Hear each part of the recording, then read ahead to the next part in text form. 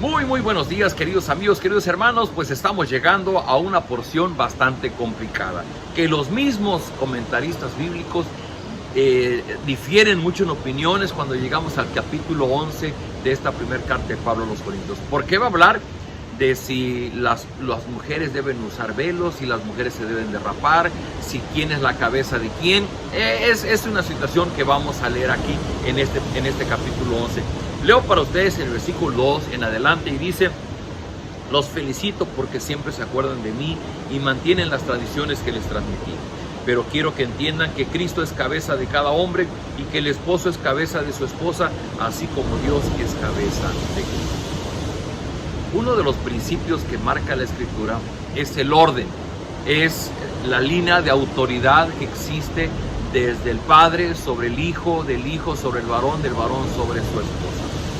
En nuestros tiempos, donde se habla de la igualdad y de la igualdad de género, se ha dado una interpretación errónea, porque pareciera que cuando leen esta parte estamos hablando de darle menos valor a la persona que está bajo a la autoridad de alguien. Esto no es así. Simplemente estamos hablando de que Dios está estableciendo una cadena de mando, un orden, una jerarquía en autoridad. Y nada más por mencionarlo como un buen ejemplo, en Juan 14:28 Jesús le estaba hablando a sus discípulos y les dijo: ustedes me oyeron decir que yo me voy, pero regresaré por ustedes. Y si me aman de verdad, deberían estar alegres de eso, porque voy a regresar a donde está mi Padre y Él es mayor que yo. El Hijo se supeditaba a la autoridad del Padre, y de igual manera se espera que el varón nos supeditemos a la autoridad del Señor Jesucristo, y de igual manera la mujer se supedita a la autoridad del varón. Ahora, Él va a decir esto: si un hombre se cubre la cabeza cuando ora o cuando comunica mensajes proféticos, deshonra su cabeza. En cambio, si una mujer no se cubre la cabeza cuando ora o cuando comunica mensajes proféticos, deshonra su cabeza. Es igual que si se hubiera rapado. Porque si una mujer no se cubre la cabeza, más vale que se rape de una vez. Pero si la mujer considera vergonzoso cortarse el cabello o raparse la cabeza, entonces que se la descubra. Estos versículos han causado mucha controversia en las iglesias cristianas. ¿Por qué? Porque hay iglesias que acaban concluyendo que la mujer debería usar velo en el templo, y hay otros que pensamos que no. Pero veamos un poquito del contexto. Para comenzar, el velo no es uso exclusivo de los cristianos. Ya, por ejemplo, los pueblos paganos en ciertas condiciones usaban el velo. Por ejemplo, los judíos hasta el día de hoy, siempre que están en una reunión de la iglesia, en una reunión de la sinagoga o del templo, ellos se cubren con un manto su cabeza. Es decir, lo que está hablando Pablo aquí está circunscrito a las situaciones que ellos estaban viviendo. Es que para los tiempos de Pablo, una mujer casada debería inclusive salir a la calle con la cabeza cubierta. Una mujer con la cabeza descubierta era una mujer que no era casada, una mujer que era libertina, una mujer que era inclusive prostituta. Y una mujer con su cabeza totalmente rapada era una mujer esclava. Entonces Pablo dice, el lenguaje cultural que existe es que una mujer debe llevar cubierta su cabeza porque está denotando que está sometida a la autoridad de su esposo. Una mujer que no está cubierta, pues es una mujer que no tiene ninguna autoridad sobre su cabeza. Y por eso llega a decir, bueno, es que sería mejor que una mujer se rapara si no se quiere tapar la cabeza, porque es preferible que pase por una esclava a que pase por una mujer que era ramera.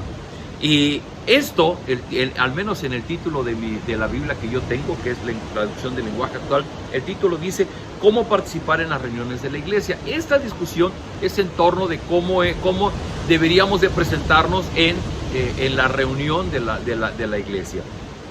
Sigue diciendo el versículo 7: el hombre no debe cubrirse la cabeza porque él es la imagen de Dios y refleja la gloria de Dios, pero la mujer refleja la gloria del hombre. Pues el hombre no fue sacado de la mujer, sino la mujer del hombre. Pues sea como sea, nosotros no podemos cambiar eso, que Dios primero creó a Adán y de Adán creó a la mujer. Y pasa como con nuestros hijos. Cuando nace un primer hijo, pues es el primogénito. El segundo, pues ya no es el primogénito. Es una cuestión de orden, es una cuestión de organización. Y lo que Pablo está diciendo, bueno, es que el que mujer, fue creado primero fue el hombre, y Dios le asignó al hombre el ser el Señor de la creación. Ahora vean cómo dice esto, versículo 9. Y el hombre no fue creado por causa de la mujer, sino la mujer por causa del hombre. Precisamente por esto y por causa de los ángeles, la mujer debe llevar sobre la cabeza una señal de autoridad. Sin embargo, en la vida cristiana, ni el hombre existe sin la mujer, ni la mujer sin el hombre. Pues aunque es verdad que la mujer fue formada del hombre, también es cierto que el hombre nace de la mujer y todo tiene su origen en Dios. Aunque resulta un poco confuso esta parte de que las mujeres deben llevar una señal de autoridad sobre su cabeza por causa de los ángeles, difieren mucho los comentaristas bíblicos, no se sabe exactamente a qué se refería. Probablemente es que, bueno, sabemos que los ángeles de Dios están en derredor nuestro haciendo trabajos de parte de Dios, y cuando los ángeles pudieran ver en una mujer que no se sujetaba a la autoridad de la iglesia, a la autoridad del hombre, pues probablemente los ángeles mismos entraban en desacuerdo con lo que estaba sucediendo. Es simplemente un comentario, pero lo importante es que dicen, bueno, la verdad de las cosas es que ni el hombre existe sin la mujer, ni la mujer sin el hombre. Pues la verdad es que aunque la mujer fue tomada del hombre, pues también es cierto que el hombre nace de la mujer y todo tiene su origen en Dios. Queridos hermanos, ¿cuáles son las reflexiones de esto? Para los tiempos de Pablo, una evidencia, un signo de respeto a la autoridad era usar el velo. Sin embargo, lo más importante es la actitud de la persona ante la autoridad. Y lo que sí queda muy claro aquí es que en la congregación de la iglesia, una mujer casada no debería ejercer autoridad sobre el hombre, sino es al revés, el hombre sobre la mujer. La mujer debe supeditarse a la autoridad del hombre, de igual manera que un hombre se supedita a la autoridad de Cristo. El varón que quiere tomar autoridad por encima del Señor Jesucristo o apropiarse de la iglesia por encima de su fundador, que es el Señor Jesucristo, pues está fuera del plan de Dios.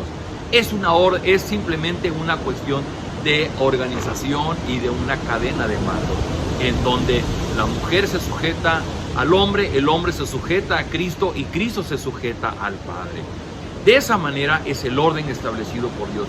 ¿Cuál es la reflexión para nosotros, mis queridos hermanos? En la medida que nosotros respetemos esta orden, esta cadena de mando, las cosas van a funcionar bien en nuestra iglesia y en nuestra familia. En la medida que cada uno se subleve a la autoridad que le ha sido conferida, en ese sentido se va a romper con la unidad y la armonía de la iglesia. Y segundo, notemos cómo el apóstol Pablo recalca esto. Si es cierto, la mujer fue sacada del hombre porque el hombre fue creado primero y fue el primero en recibir la imagen y semejanza de Dios, pero también el hombre nace de la mujer. Y en ese sentido hay un círculo de codependencia, de unidad entre el hombre y la mujer. Dice Pablo, de tal forma que el hombre no puede existir sin la mujer, ni la mujer puede existir sin el hombre. Ese es el plan de Dios. Queridos amigos, intentemos aprender e intentemos respetar el orden que Dios ha establecido en el mundo creado, y que esto debe reflejarse en la vida de la iglesia. Si nosotros en la iglesia amamos y respetamos a nuestras mujeres, a las esposas, a las mujeres que participan en una comunidad cristiana, y les valoramos como aquellos seres de donde hemos tenido la vida, y si las mujeres pueden respetar a los varones como aquellos sobre los cuales Dios ha puesto la autoridad en la vida de la iglesia, esto va a funcionar muy bien. Si alguien intenta ir de una manera diferente, va a crear caos, va a crear división en la misma vida de iglesia. Así, ¿por qué no oramos y pedimos de Dios la sabiduría para vivir esto?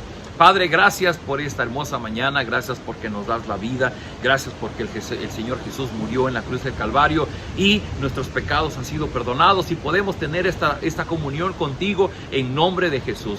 Y Señor, en el nombre de Jesús queremos pedirte que nos des la sensibilidad para comprender a cabalidad esto que el apóstol Pablo explica. Que tal vez hoy día no es tan importante el usar no un velo, sino el poder mostrarnos en esa actitud de respeto ante la autoridad. Que estamos en medio de una cadena de mando que tú mismo has establecido para poner orden en nuestra vida. Permítenos, pues, danos la humildad, danos la sencillez para respetar a aquellas personas que están sobre nosotros, esa autoridad.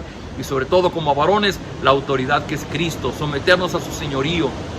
Y como el mismo el apóstol Pablo dijo allá en la carta a los Efesios, que nosotros los maridos debemos amar a nuestras mujeres como Cristo amó a la iglesia. No se trata de ver quién manda, se trata de quién ama, de acuerdo a lo que tú has establecido. Danos de tu gracia, danos de tu bendición en este día de trabajo. Oramos por las personas que están enfrentando el cáncer, que están enfrentando difíciles enfermedades, para que tú les sigas sosteniendo. Aquellas que están sometidas a una quimioterapia, que están padeciendo graves consecuencias de la quimioterapia, te ruego, Señor, que tu misericordia sea sobre ellos. Pon tu mano para aliviar sus dolores y permite, Señor, conforme a tus planes, que sus cuerpos sean levantados de su cama. Todo esto lo rogamos en el nombre del Señor Jesús. Amén. Queridos amigos, nos vemos el día de mañana.